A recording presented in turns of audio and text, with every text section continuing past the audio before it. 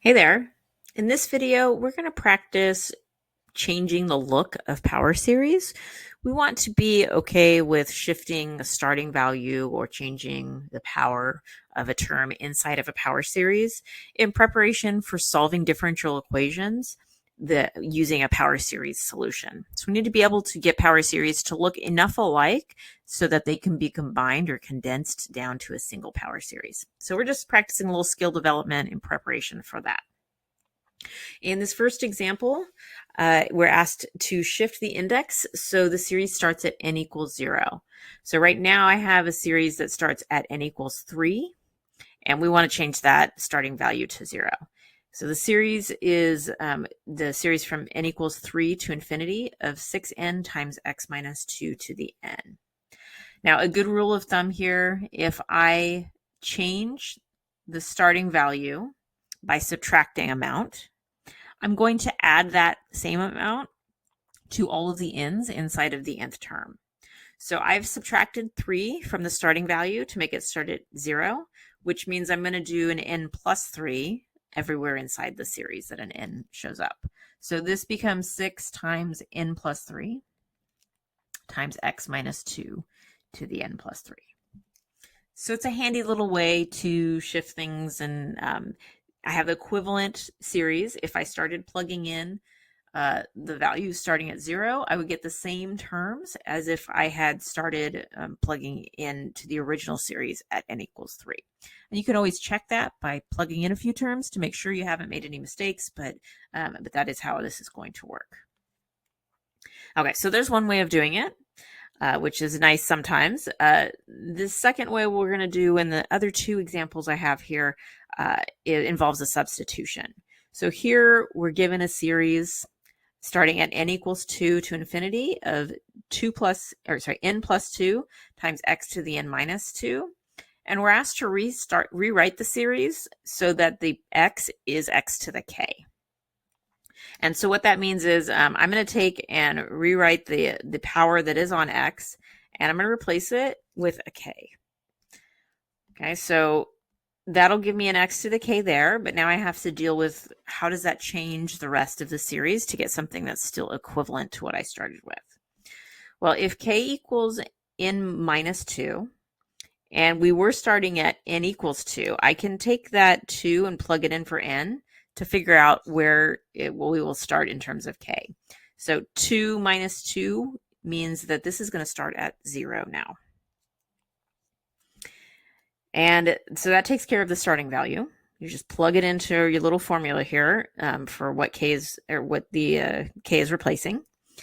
And then to replace everything inside of the nth term, it can be helpful to solve this little substitution equation for n. If I add 2 to both sides, I have n is equal to k plus 2. So everywhere there's an n, I'm going to replace that with k plus 2 in the series. So it's very similar to what we did in the first one. We're just using a substitution to maybe make it a little bit easier to deal with. So n plus 2 becomes k plus 2 plus 2, or k plus 4, and times x to the k now. So I've cleaned it up. I've achieved my goal of getting a power of k on the x without too much difficulty. Okay, so let's do a little more complicated example of this. So now I have 3 series that all look rather different. They start at different values, and I want to rewrite them as a single power series where I have an x to the k in there again. So I'm going to start off doing the same thing that we did on the last example.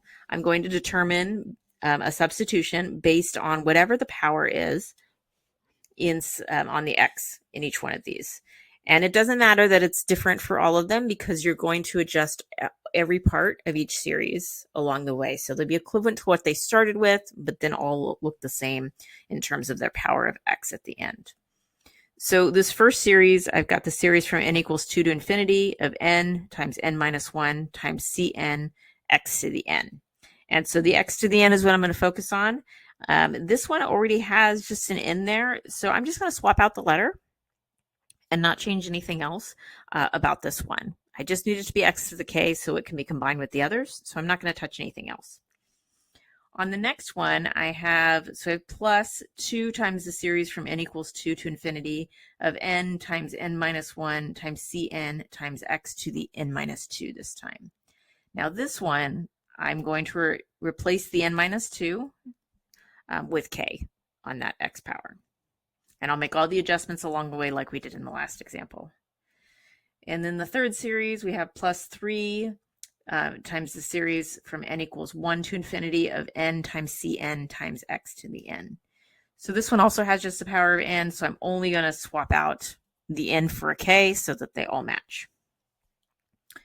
Okay, so now I'm going to go ahead and adjust all of these series to just like we did with the last example. So the first series, I'm just swapping out n for k, so this just becomes k equals 2 to infinity times k minus 1 times ck times x to the k. So nothing really changed except for the variable, or the index, I should say. The next one, k equals n minus 2. So this series is going to be 2 times this series now starting at k. And it was 2 before. If I substitute that into my equation for the substitution, that's 2 minus 2 means that k starts at 0 and still goes to infinity. And n is equal to k plus 2. So everywhere there's an n, I replace it with k plus 2. So this will be k plus 2 times k plus 2 minus 1 is k plus 1 times c k plus 2 times x to the k. So we've changed everything, and now I have that matching power of x to the k, and we move on to the third series. So plus 3 times the series, and here I'm just doing a straight swap, k for n for n. So this will be k equals 1 to infinity of k, ck, x to the k. Okay, so we're on our way to combining these. It now has worked out nicely that they all have x to the k in them. The problem we have to deal with next is that they're all starting at a different initial value. The first one starts at k equals 2, the second one at k equals 0, and the third one at k equals 1. To write this as a single summation, I need them to start all at the same value. And so an easy way to deal with this is to pull out values that start too early. We're just going to extract them from the series and write them out in front of the summation notation. So the one that starts at the largest value is the first one at k equals 2. So I want the others to start at that value as well. Okay, so this first one, if I plugged in 0 to this, I'm going to just write in kind of some scratch work here, like what I would get if I plugged in 0. So don't forget the 2 out in front. So this would be 2 times 0 plus 2 is 2, times 0 plus 1 is 1, times c 0 plus 2 is 2, and x to the 0.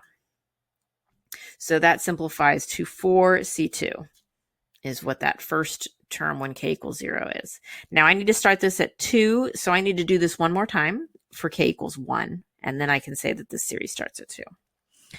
So if I plug in 1, this will be 2 times 1 plus 2 is 3 times 1 plus 1 is 2 times c3 x to the first. And so that simplifies to 6 times 2 is 12c3x. So those are the first two terms I need to pull out of this series, and now the series starts at k equals 2. The third series starts at k equals 1, so I need to pull out the first term of this series, so it will also start at 2. So doing that, I get 3 times 1 c1 x to the 1. So 3c1 x to the 1 is the first term of that series. So I'm going to rewrite these three terms that I extracted from the two series out front. So 4c2 plus 12c3x plus 3c1x plus, and now all of the series start at k equals 2. So to save myself some rewriting, I'm going to go ahead and combine these now. So k starts at k equals 2 to infinity. And I'm going to put some big brackets on this. I'm going to factor the x to the k out of all the terms and write it at the end. So I'm going to focus just on the coefficients. So this is k times k minus 1, ck, plus 2k plus 2 times k plus 1, ck plus 2, plus 3k ck, and all of that is multiplied by x to the k. Okay, so I've combined everything. I am going to clean this up just a little bit because I notice I have two terms with a ck in them, so I can clean this up a little bit. I'm going to again do some scratch work to reduce the number of times I have to rewrite all of this because there's a lot there. I have k times k minus 1 ck plus 3k ck. Okay, so I'm going to distribute the k times k minus 1, and I'm going to factor out the ck. So I have k squared minus k plus 3k all times ck, which cleans up to k squared plus 2k ck, or if you prefer, k times k plus 2 ck. Okay, so I'm going to rewrite this one last time, just in its most condensed form. So I have 4c2, and I have two x terms. I'm going to go ahead and factor out the x to that as well. So times 12c3 plus 3c1 times x, plus the series starting at k equals 2 to infinity of k times k plus 2 ck plus 2 times k plus 2 times k plus 1 ck plus 2 all times x to the k. And there's the simplified version.